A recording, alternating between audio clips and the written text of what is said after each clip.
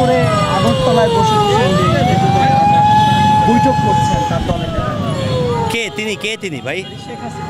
ও আচ্ছা, ওই যে ফ্যাসিস্ট, খুনি, স্বৈরাচারিণী, জি, দ্বিতীয় মুক্তিযুদ্ধের যে রাজাকার বা স্বাধীনতা বিরোধী শক্তি শেখ হাসিনা। হ্যাঁ বলেন। আমরা শুনতে পাচ্ছি যে উনি একটা প্রবাসী সরকার করতে যাচ্ছেন। কি শখ প্রবাসী সরকার গঠন করবে, মানে উনি পুরো পৃথিবীতে মানে বাকিটাই শেখ হাসিনা আর সব বাংলাদেশ নাকি? প্রবাস তো আমরা মনে করি যে বাইরের অনেকগুলো দেশ।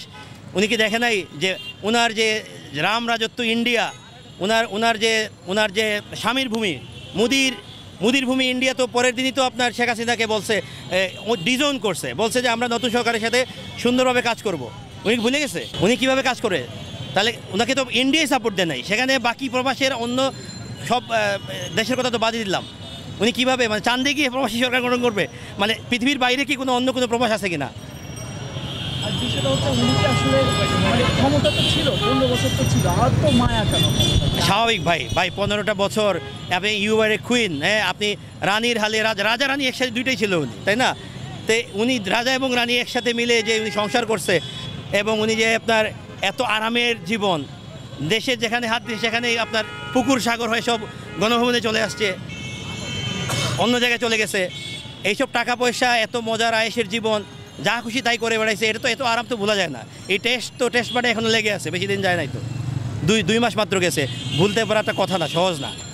তো উনি ওনার সাম্রাজ্য ভুলতে পারে নাই। উনি বাংলাদেশের মানুষকে কুকুরের চেয়ে অধম মনে করে, এই কারণে উনি কুকুর বিড়ালের মতো মানুষ মারছে ওনার লেসপেন্সারদের দিয়া, দোসরদের দিয়া। উনি ভুলবে কীভাবে বলেন? এই জন্য উনি আবারও নতুন করে আবার উনি ওই যে ওনার টেস্ট বলতে পারতেছে না তো, উনি এট এনি কস্ট, মানে যেটা হয় উনি স্বপ্নে দেখতেছে আর জেগে উঠতেছে যে আবার বাংলাদেশ দখল করবে। হ্যাঁ, ওইরকম এটা স্বপ্নিক ব্যাপার ওনার জন্য, কি স্বপ্নিল ব্যাপার। বাস্তবে যদিও ঘটার সম্ভাবনা 0% এরকম। আপনি কি জানেন যে আজকে কালকে ঢাকা শহরে ছাত্রলীগ মিছিল করেছে? হ্যাঁ দেখছি, এই যে 2-1 মাস্ক পরে দৌড়াইছে, মানে রাতের বেলা হঠাৎ করে আবার কেউ দেখে কিনা ভাগছে। এই যে এদের যে ভয়টা, এখন উনি তো প্রবাসে বসে চাঁদে বসে উনি ডিরেকশন দিচ্ছে, আর এখানে ওনার যে ছেলেরা আছে, এই যে মানে আম্মুর মায়ায় যারা বাইর হয়ে গেছে, তো এই কারণে উনি সাধারণ নিরীহ যারা আছে, যারা ধরেন এমনিতেই আওয়ামী লীগ, নর্মাল আওয়ামী লীগ, নিরীহ, ওদেরকে বিপদে ফেলতেছে উনি।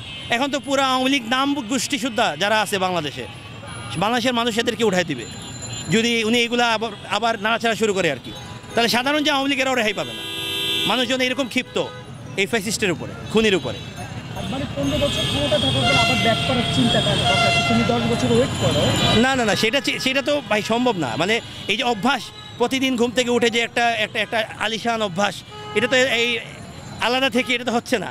যে কোনো মূল্যে এটা পাইতে চাইছে। এখন পুরো বাংলাদেশকে যদি সে বর্গা দিয়ে দেয়, দেশের স্বাধীনতা যদি নষ্ট করে দেয়, বাংলাদেশকে বিক্রি করে দিয়ে হলো সে এটা করতে চায়।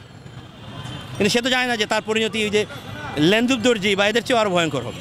মানে বিষয়টা হচ্ছে এখন যারা বাংলাদেশে আওয়ামী লীগ আছে তাদেরকে, যেমন আজকে যে একটা মামলা হলো, মাহিন সরকার একটা মামলা করেছে, এইটা তো আসলে জবাব, তাই না? সে ভারতে বসে এটা খুব স্বাভাবিক। আগরতলায় বসে ষড়যন্ত্র করবে, বাংলাদেশে বসে, এটা খুব স্বাভাবিক। Tit for tat. বাংলাদেশের মানুষজন সহিষ্ণু, তাই বলে এতটা সহিষ্ণু না যে আওয়ামী লীগকে আবার সুযোগ করে দিয়ে মাত্র 2 মাস আগে যা করে বেড়াইছেন ওনারা গেছেন, আবার এসে ওনারা ক্ষমতা পেয়ে যাবেন। It's not easy, that easy. মানুষকে আপনারা এত ছোটো ভাইবেন না, বাংলাদেশিকে।